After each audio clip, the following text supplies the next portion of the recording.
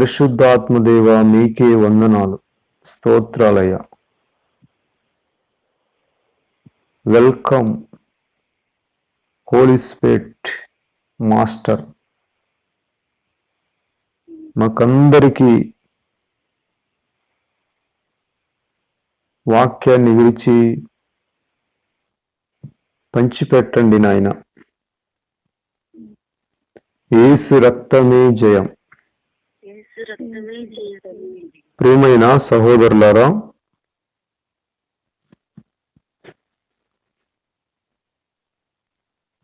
ఆదికాండము 37వ అధ్యాయంలో 33వ వచనము, 34వ వచనం, 35వ వచనం. ఇది నీ కుమారుని అంగి అవునో కాదో గుర్తుపట్టుమని చెప్పిరి. అతడు దానిని గుర్తుపట్టి, ఈ అంగి నా కుమారునిదే, దుష్టమృగము వానిని తినివేశెను, యోసేపు నిశ్చయముగా చీల్చబడెను అనెను. యాకోబు తన బట్టలు చింపుకుని తన నడుమున గోనెపట్ట కట్టుకుని అనేక దినములు తన కుమారుని నిమిత్తము అంగలార్చుచుండగా, అతని కుమారులందరూ అతని కుమార్తెలందరూ అతనిని ఓదార్చుటకు ప్రయత్నము చేసిరి. అయితే అతడు ఓదార్పు పొందనొల్లక, నేను అంగలార్చుచు మృతుల లోకమునకు నా కుమారుని యొద్దకు వెళ్ళెదనని చెప్పి, యాకోబు యోసేపు కోసం ఏడ్చెను. మిద్యానీయులు ఐగుప్తునకు అతన్ని తీసుకొని పోయి, ఫరో యొక్క ఉద్యోగస్తుడును రాజ సంరక్షక సేనాధిపతియునైన పోతీఫరునకు అతనిని అమ్మివేసిరి.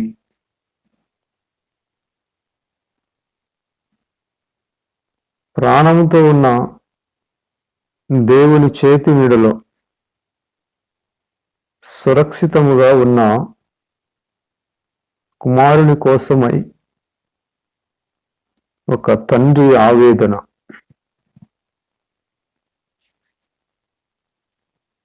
ఒక తండ్రి విలాపము. మన జీవితాల్లో కూడా ఏమి జరగకపోయినా అనేక సార్లు మనము బాధపడింటాం, చింత చేసింటాం. ఏమి జరిగిండదు, అయినా అనవసరముగా దాని గురించి కలవరపడిపోయింటాం.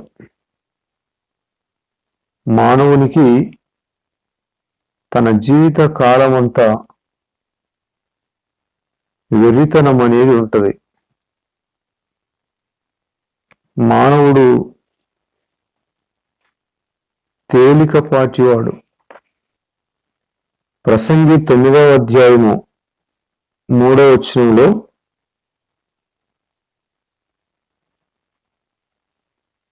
సూర్యుని క్రింద జరిగే వాటన్నిటిలో ఇది బహు దుఃఖకరము, మరియు నరుల హృదయము చెడుతనముతో నిండి ఉన్నది.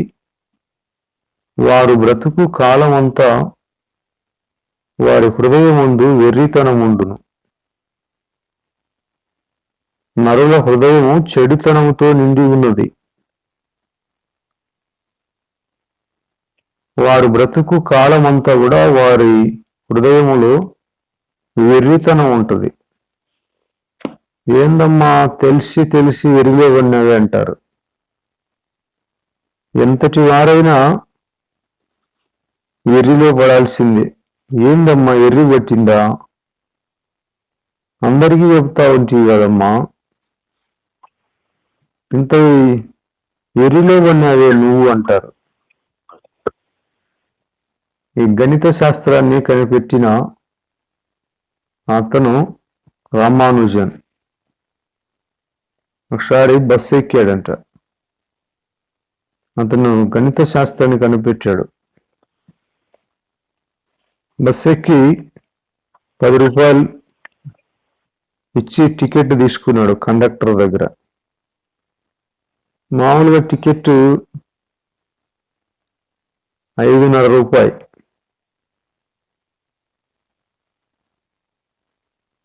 కండక్టర్ ఏమో అతనికి 4.5 ఇచ్చాడు. కానీ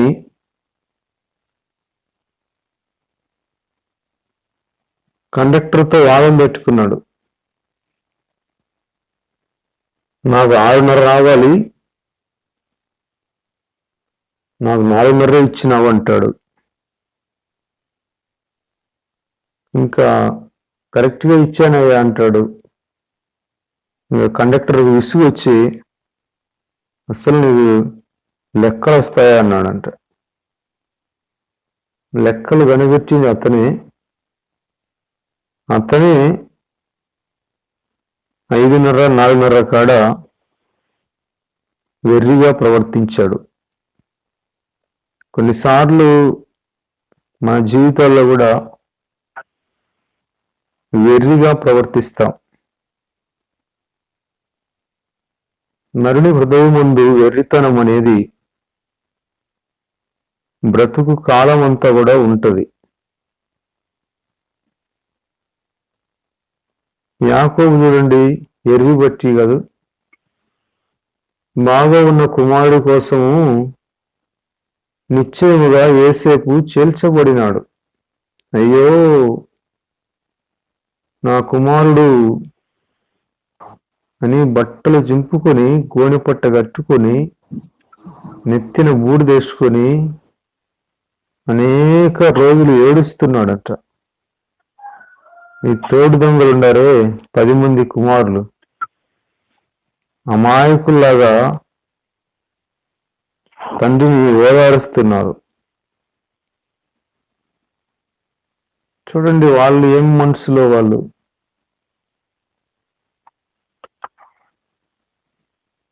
కీర్తనల్లో దుర్వార్తకు జడియడు 112వ కీర్తన 7వ వచనంలో, వాని హృదయము ప్రభువును ఆశ్రయించి స్థిరముగా ఉండును, వాడు దుర్వార్తకు జడియడు. వాని మనస్సు స్థిరముగా ఉండును, తన శత్రువుల విషయమైన తన కోరిక నెరవేరు వరకు వాడు భయపడడు. మనకు దొరికిన 112వ కీర్తన 6వ వచనం, 7వ వచనం, 8వ వచనం. ఎప్పుడు కదిలింపబడరు. Righteous shall be never removed. నీతిమంతుడు ఎన్నడూ కదలింపబడడు. వారు నిత్యము దేవునికి జ్ఞాపకంలో ఉంటారు. యోసేపు విషయంలో యాకోబు కొంత ఎక్స్ట్రాగా ప్రవర్తించినట్లుగా మనం చూడగలం. అంటే ఎక్కువగా ప్రేమించినాడు యోసేపును. కాబట్టి ఇప్పుడు యాకోబుకి అగసాట్లు. 10 ఆజ్ఞల్లో మొదటి 4 ఆజ్ఞలు మనకేం బోధిస్తున్నాయంటే, నీ దేవుడైన ప్రభువును పూర్ణ మనస్సుతో, పూర్ణ ఆత్మతో, పూర్ణ బలముతో ప్రేమించాలి. ప్రేమించాలంటే ఆయన మాట సాకులు చెప్పుకోకుండా వినాలంతే. ఇంకా చెప్పాడంటే ప్రభు దానికి ఇంకా ఏం మాట్లాడకూడదు, అంతే. వెనక ముందు చూడకుండా వెళ్ళాలంతే, చేయాలి.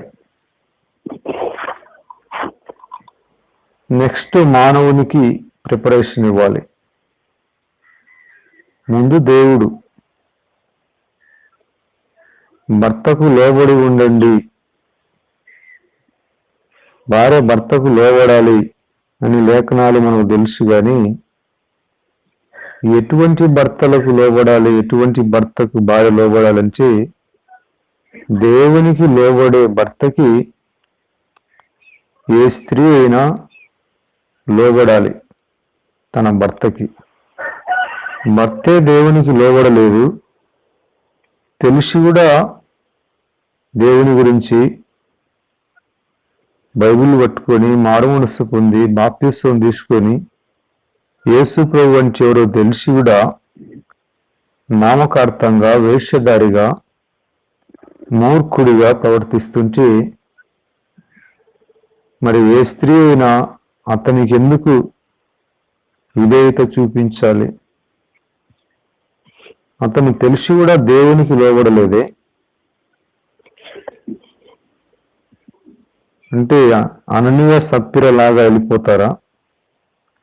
ఇద్దరు తోడు దొంగలు, దొందే. ఈ గంతకు ఆ బొంతకు రెండు కూడా సరిపోయినది. అననీయ సప్పిరాలు ఇద్దరు కూడా భక్తిహీనులే. కొంతమంది స్త్రీలు వేషధారైన భర్తకి తానా అంటే తందానా అంటుంటారు. అదే మూర్ఖుడా, ఇది చేయకూడదు, ఇది దేవుడు తెలుసుకొని కూడా ఎందుకు ఇలా ప్రవర్తిస్తావును? బ్రతుకుతే 3-4 బ్రతికినా యథార్థంగా బ్రతకాలి. ఇటువంటి వెధవ వేషాలు వేయకూడదని చెప్పరు భర్తకి. తానా అంటే వీళ్ళు తందానని కుటుంబాన్ని శాపంగా మార్చుకుంటారు. అటువంటి వారు కదిలిపోతారు, కలవరపడిపోతారు.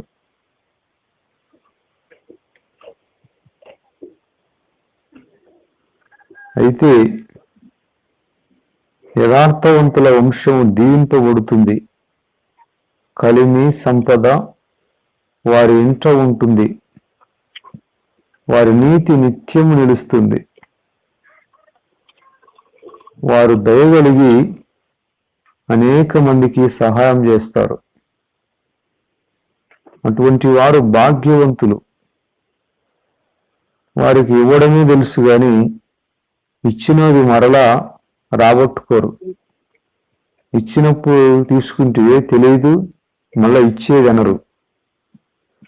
అయ్యా నేను ఇచ్చింది నీకు కాదయ్యా, దేవుడి మీద భయం కలిగి ఏదో నీకు సహాయంలో నేను నీకు చేయూతను అందించాను అంతే. దేవుడి దయ, దేవుని స్తుతించు, నువ్వేమి నాకు తిరిగి ఇవ్వాల్సిన అవసరం లేదు.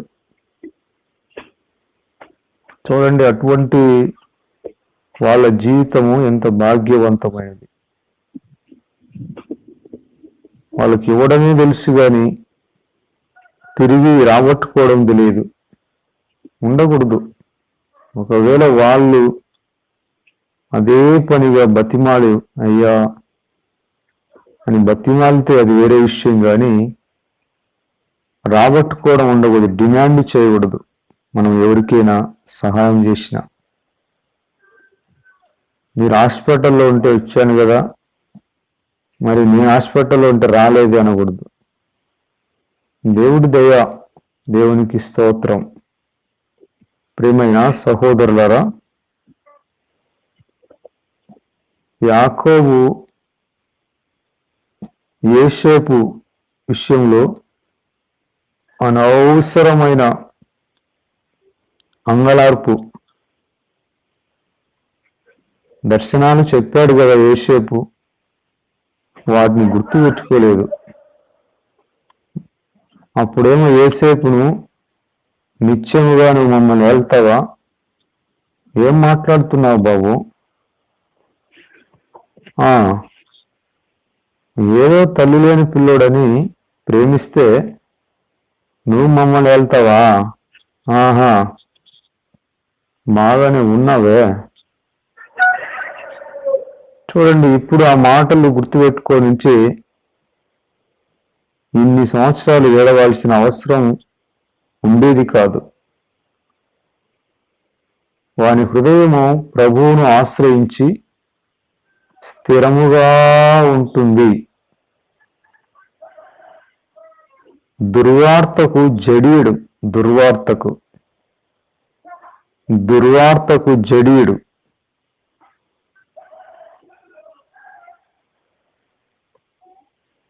మనసు స్థిరముగా ఉంటుంది.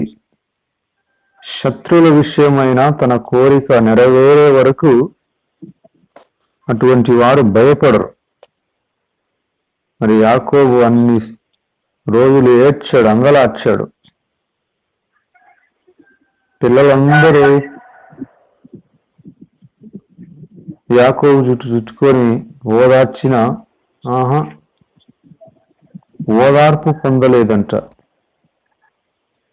మీకు ఒక తమాషా సంభవాన్ని చెప్పాలి.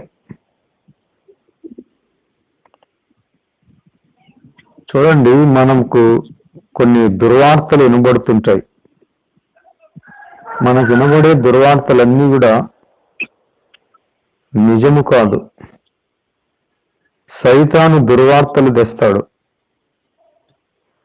సైతాను అబద్ధికుడు వాడు.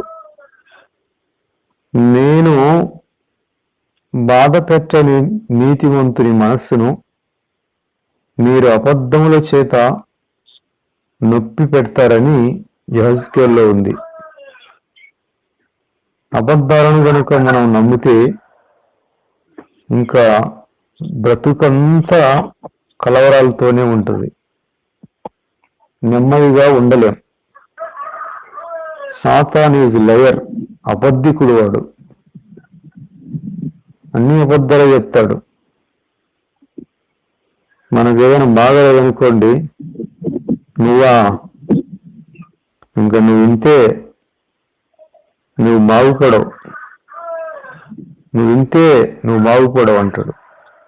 Satan is liar. సైతానా, నాతో అబద్ధం చెప్పవాక, నేను చావను, సజీవుడనైన దేవుని క్రియలు వివరిస్తాను. వాడు పారిపోతాడు. వాడు అబద్ధాలతో, అయ్యా అబద్ధాలు ఎలా ఉంటాయంటే పచ్చి అబద్ధం మాదిరి ఉండదు. అది వట్టి అబద్ధంలా, అంటే 99% నిజమే ఉంటుంది. కానీ ఆ 1% అబద్ధం. యాకోబు యోసేపును పంపినది నిజమే. ప్రత్యేకమైన అంగీ తొడుక్కొని వెళ్ళింది నిజమే. ఆ అంగీ యోసేపుదే. మరి ఆ అంగీకి అక్కడక్కడ కాట్లు, ఆ మేకపిల్ల రక్తం, 10 మంది కుమారులు సృష్టించిందని యాకోబుకు తెలియదు. ఇంకా అంగీని చూశాడు, అబ్బా నిక్కం నిజం, నిశ్చయముగా యోసేపు చీల్చబడినాడు. దేవుని చేతిలో ఉన్న వ్యక్తిని ఎవరైనా, ఏ శక్తులైనా ఆకస్మికముగా నాశనము చేయగలవా? ఆయన అందరికంటే బలవంతుడు కదా. అతి బలవంతుని చేతిలో నుండి ఎవరైనా తీసుకోగలరా? తీసుకొని సామర్థ్యం ఎవరికి లేదు. ఆయన తలుపు వేస్తే ఎవరూ తెరవలేరు. ఆయన తలుపు తీస్తే ఎవరూ మూయలేరు. సార్వభౌమాధికారం ఆయనది. సర్వశక్తిమంతుడైన, సర్వోన్నతుడైన దేవుడైన, ఎవరూ ఊహించలేని భీకర కార్యాలను లెక్క లేనన్ని జరిగిస్తాడైన. మరి ఆయన చేతిలో, ఆయన నీడలో క్రమశిక్షణ భాగంగా యోసేపు ఆ విధంగా యాకోబునకు దూరమైనాడు. ఫిలెమోను పత్రికలో ఒక మాట ఉంటుంది, అతడు నీతో కూడా సదాకాలం ఉన్నట్లుగా కొద్ది కాలము నిన్ను ఎడబాషెను అని రాయబడి ఉంది. ఫిలెమోను పత్రికలో కొద్ది కాలము నిన్ను ఎడబాసినాడు. ఎందుకు అంటే సదాకాలము నీతో కూడా ఉండునట్లుగా. ఫిలెమోను పత్రిక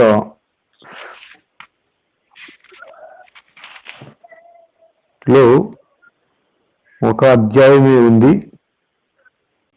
ప్రియ సహోదరుడుగాను విశేషముగా నాకును శరీర విషయమును ప్రభు విషయమును మరి విశేషముగా నీకును ప్రియ సహోదరుడుగాను నీ యొద్ద ఎల్లప్పుడూ ఉండుటకే కాబోలు అతడు కొద్ది కాలము నిన్ను ఎడబాసి ఉండెను. నీ యొద్ద ఎల్లప్పుడూ ఉండుటకే కాబోలు అతడు కొద్ది కాలము నిన్ను ఎడబాసి ఉండెను. యాకోబుని యోసేపు కొద్ది కాలం ఎడబాసినాడు, దూరమైపోయినాడు. దేవుడి ప్రేరేపణ ప్రకారం దేవుడే తీసుకుని వెళ్ళాడు యోసేపుని ఐగుప్తునికి. ఆ విషయము యోసేపు చెబుతాడు, మీరు వాళ్ళని పంపింది దేవుడే నన్ను ఇక్కడికి తీసుకొని వచ్చాడు. దేవుని ప్రేమించు వారికి మేలు కలుగుటకై సమస్తమును సమకూడి జరుగుచున్నవి. అతడు నీతో కూడా ఎల్లప్పుడూ ఉండటానికే కొద్ది కాలము ఎడబాసినాడు అని ఫిలెమోను 1:16 మనం చూడగలం. ప్రియమైన సహోదరులారా, ఈ విషయాలు యాకోబుకి తెలియక అనవసరంగా చాలా బాధపడ్డాడు. మనం కూడా అనవసరంగా చాలా విషయాల్లో చింత చేస్తూ ఉంటాం.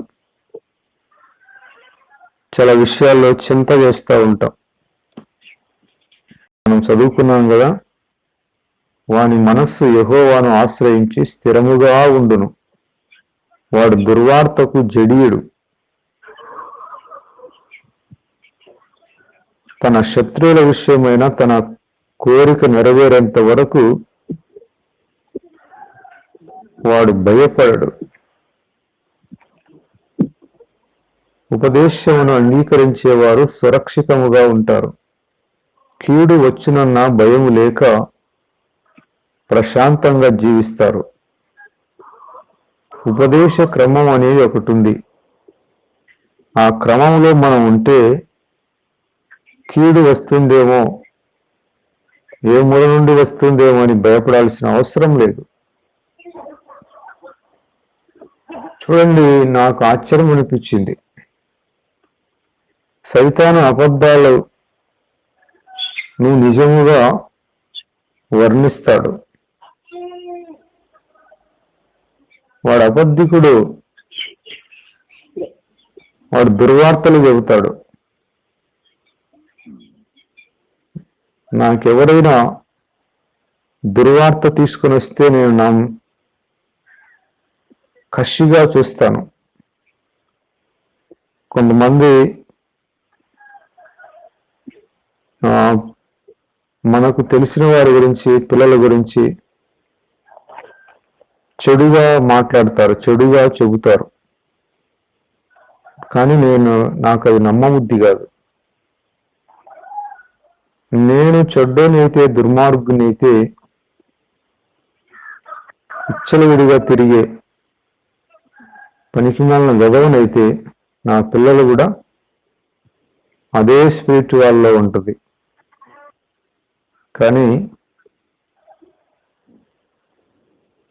దేవునికి సంబంధించిన ప్రభావము ఉన్న నాలో పిల్లలు కూడా ఏదో తెలియక ఇప్పుడు ఒకవేళ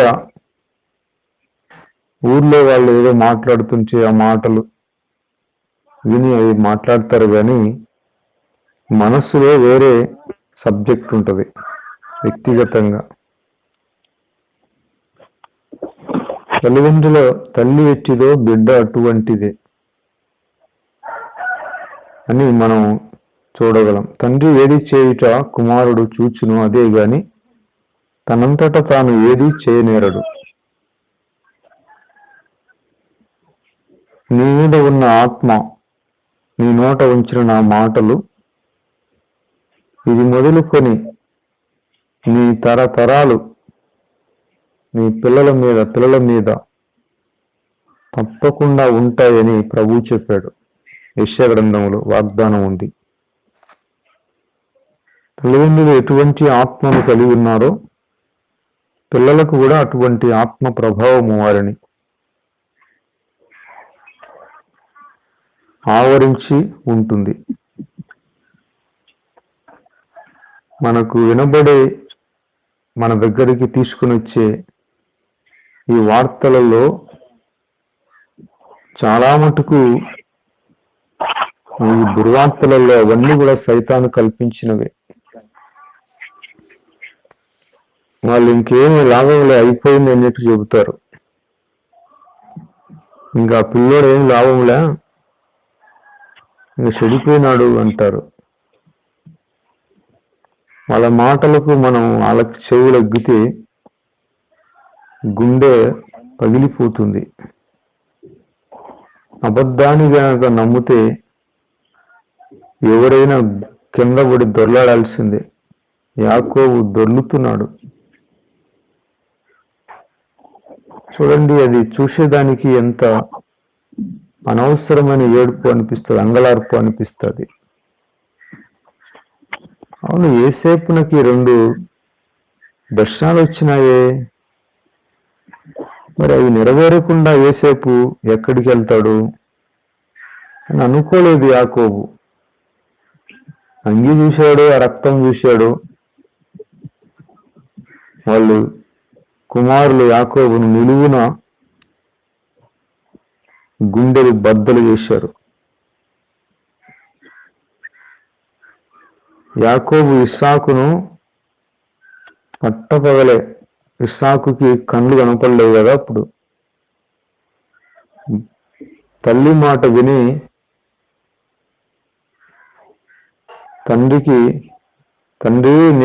తండ్రి నీ పెద్ద కుమారుని ఏశావును, నీకు ఇష్టమైన వేట మాంసం తెచ్చాను, తిని నన్ను దీవించు డాడీ అన్నాడు.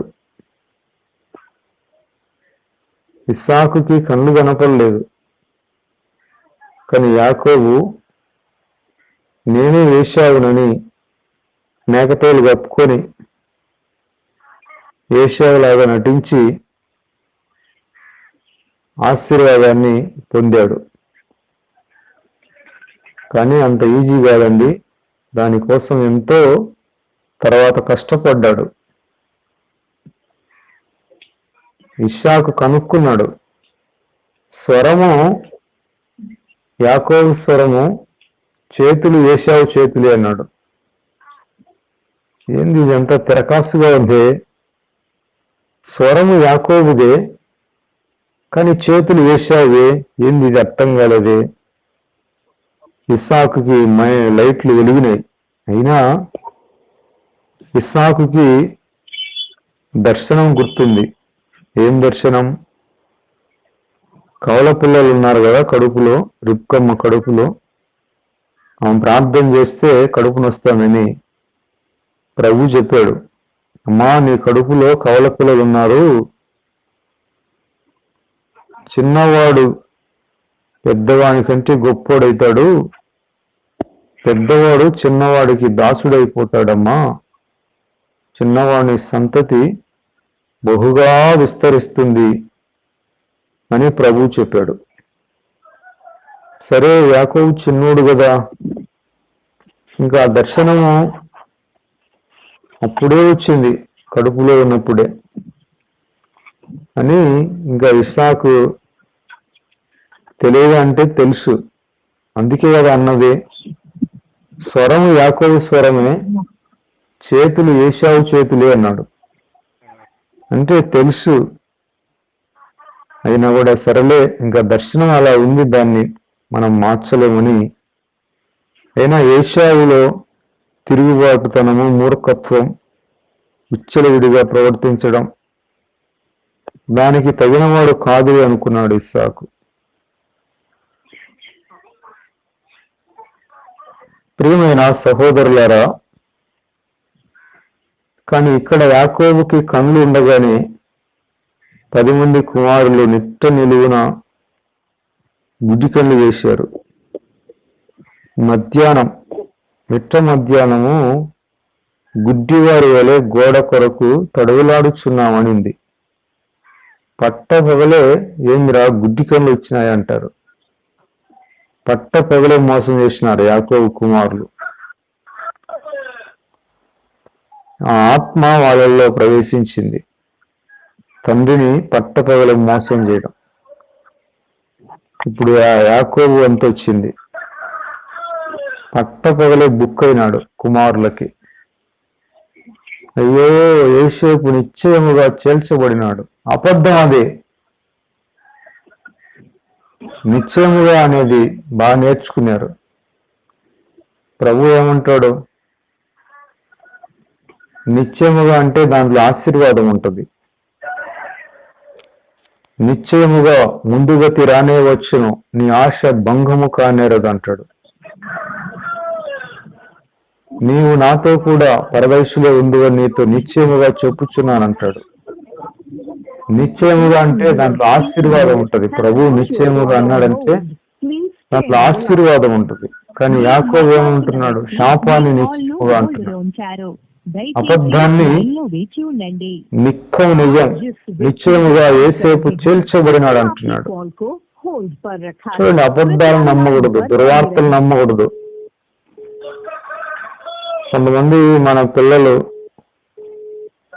గురించి తప్పుగా, ఇట్లయితే ఏం వాళ్ళు బాగుపడతారంటారు. అంటే ఇంకా వాళ్ళ భవిష్యత్తు అంతా ఈరోజే కుప్పకూలిపోయినట్టు మాట్లాడతారు. వాళ్ళు చెప్పిన మాటలకు చెవులు అలేసినాం అనుకోండి, ఇంకా గుండెకు బరువు ఎక్కుతుంది. కానీ దేవుని వాగ్దానం ఏంటి? జనములలో మీ సంతతి ప్రసిద్ధి ఉండును, ప్రభు మిమ్మును మీ పిల్లలను వృద్ధి పొందించును, మీరు ప్రభు చేసిన సూచక్రియలుగా మహత్కార్యములుగా ప్రజల మధ్య ఉంటారు. నీ సంతతి వారి మీద నా ఆత్మను కుమ్మరిస్తాను, నీకు పుట్టిన వారిని ఆశీర్వదిస్తాను. చూడండి, నీ మీద ఉండే నా ఆత్మ, నీ నోట ఉండే నా మాటలు నీ పిల్లల మీద కూడా సదాకాలం ఉంటాయి. ఇవన్నీ కొన్ని పిల్లల గురించిన దేవుని వాగ్దానాలని ఒక చోట చేర్చి నేను వాటిని ధ్యానిస్తూ ఉంటాను. ఇవన్నీ మనము నిశ్చయముగా జరుగుతాయని నమ్మాలి. కానీ మీ పిల్లలు ఏం లాభం లేదమ్మా, ఓయమ్మా, ఇట్లా అయితే ఏమి వాళ్ళు బాగుపడతారు అంటే ఇప్పుడే వాళ్ళ జీవితాలు ఖరాబ్ అయిపోయినట్టుగా, కూలిపోయినట్టుగా దుర్వార్తలు తీసుకొని వచ్చాడు సైతాను మనుషుల రూపంలో. ఇంకప్పుడు కోపం వస్తుంది, వాళ్ళని తీసి అంటుకుందాం అనిపిస్తుంది. ఏంద్రా ఇట్ట చేసినారా, ఏంద్రా అని ఇంకా మనం కూడా నోటి ద్వారా శాప గలకాల్సి వస్తుంది. నో, అది అబద్ధం. దేవుని వాక్యం నిజం. దృశ్యమైన దాన్ని, కనబడేదాన్ని బట్టి మాట్లాడద్దు, కనబడని దాన్ని బట్టి విశ్వాసంతో మాట్లాడాలి. దేవునికి స్తోత్రం. ప్రియమైన సహోదరులారా, ఒక అతను వాళ్ళ కుమారుడు, ఆ కుమారుడికి 10 ఏళ్ళు కూడా ఉండవు, 500 నోటు తండ్రి ముందరే నడింగి చించాడంట. చించితే ఏందిరా ఇంత భయం లేదా నీకు? ఇట్టయితే ఇంకా తట్టుకోలేమే. సైతాన్ అన్నాడు, సైతాన్ చెప్పినాడు ఆ వ్యక్తికి, తండ్రికి, నేను 500 నోటు చించినాడంటే వీడు పెద్ద అయితే ఏం చేస్తాడో, కాబట్టి నువ్వు ఏదో ఒకటి వాడిని యాక్షన్ చేయాలి, వాడిని చితకబాదు అన్నాడు. కోపం వచ్చి గట్టిగా ఆ పిల్లోడిని చంప మీద అంటుకున్నాడంట.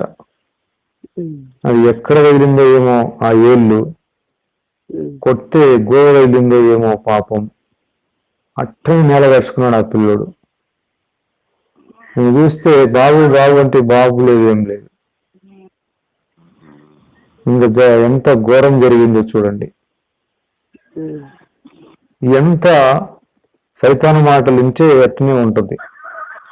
ఏదో ఒకటి చేయాలా, కంట్రోల్లో పెట్టుకోవాలి, అదుపులో పెట్టుకోవాలి. వాని దొక్కాల, ఇన్ని దొక్కాల, చిన్నుని దొక్కాల, పెద్దని దొక్కాల, కట్టేసి కొట్టాల, వాతలు పెట్టాల. కొంతమంది వాళ్ళ పిల్లలకు వాతలు పెడుతుంటారు.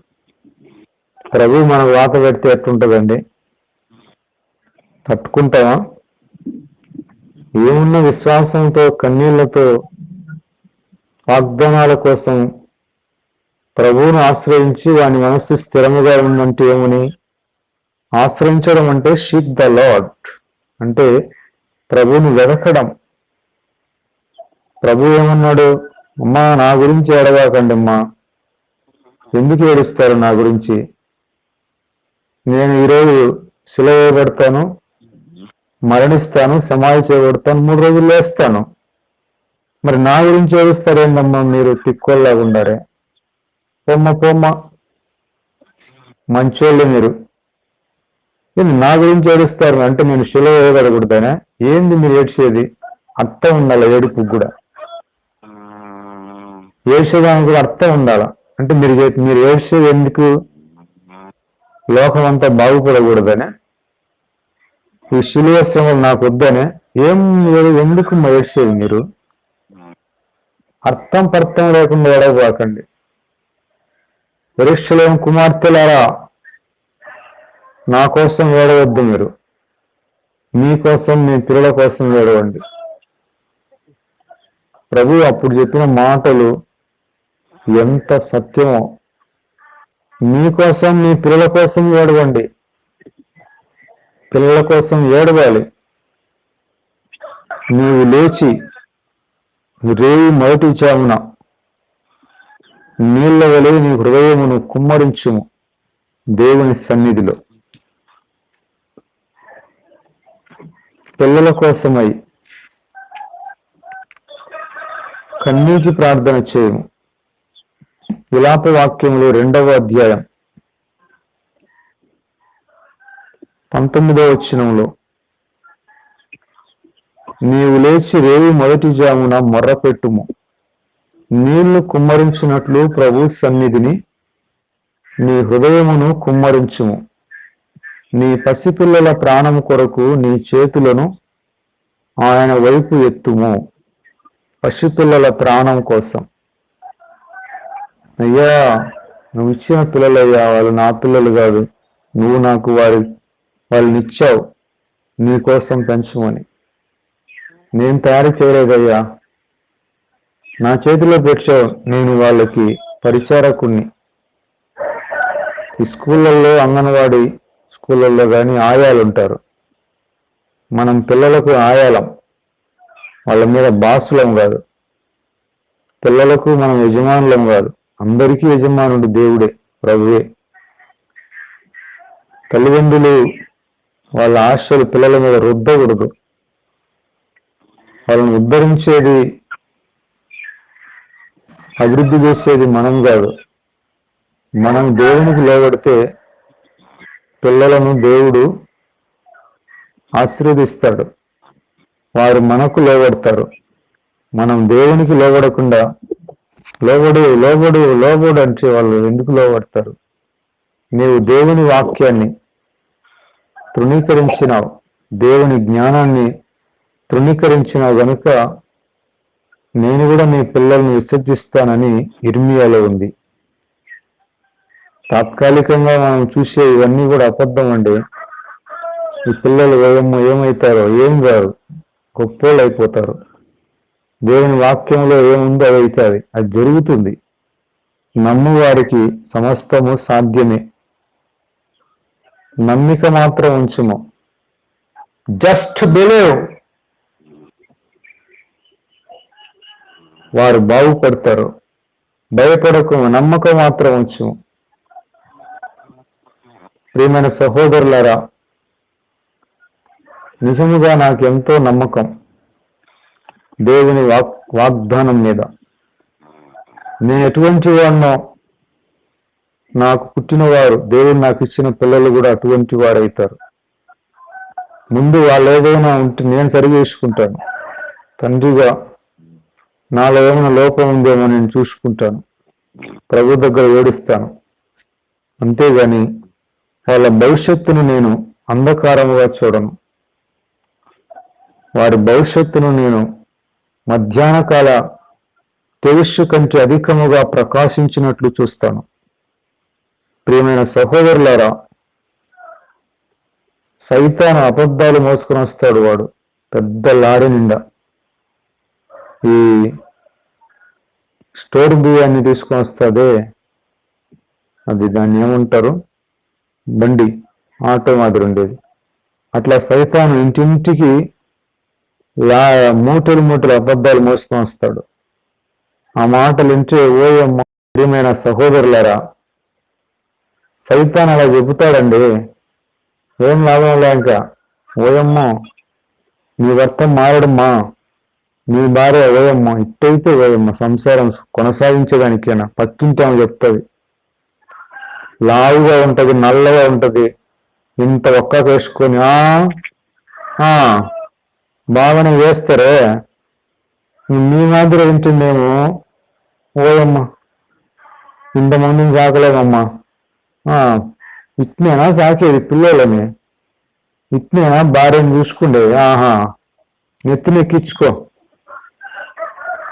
అంటే ఓయమ్మ. ఇంకా నేను ఎట్లా చేయాలి నాయన, మా భార్య నెత్తినెక్కించుకున్నానేమో, మా పిల్లల్ని అదుపు లేకుండా పెంచుతున్నానేమో, ఇంకెట్లా చేయాలని అనవసరంగా పోయి భార్య దగ్గరికి గొనుగుతాడు. ఎవరన్నా గాలి కొడితేనే మనుషులు ఉబ్బేది, ఈ భర్త ఉబ్బేది భార్యను చీటికి మాటికి సూటిపోటి మాటలు అంటుంటాడు. గాలి కొట్టుకుంటూ మౌనంగా ఉంటాడు, విశ్వాసంతో ఉంటాడు. ఇవన్నీ మీరు అనుభవించలేదా? ఇవన్నీ మీరు వ్యక్తిగతంగా చూసింటారు.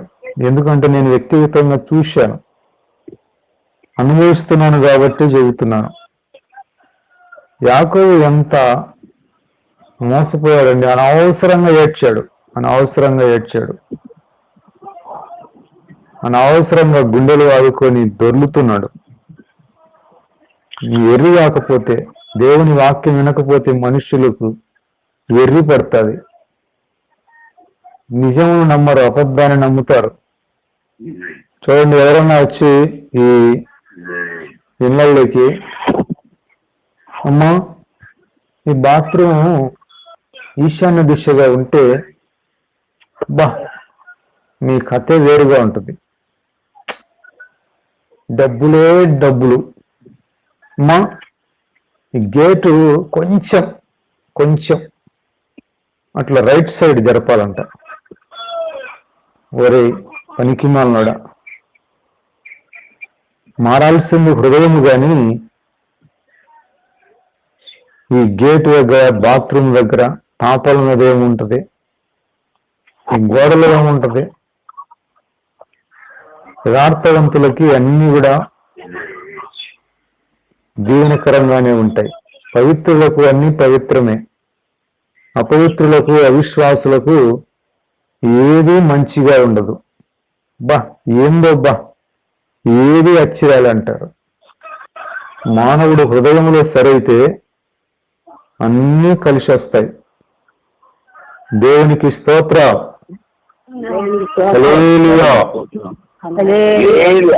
చాలమ్మా, ఈ పూటకి చాలు భోజనం. పరిశుద్ధాత్మునికి వందనాలు. ప్రభు ఈ మాటలను దీవించునుగాక. ఆమేన్. ఆమేన్.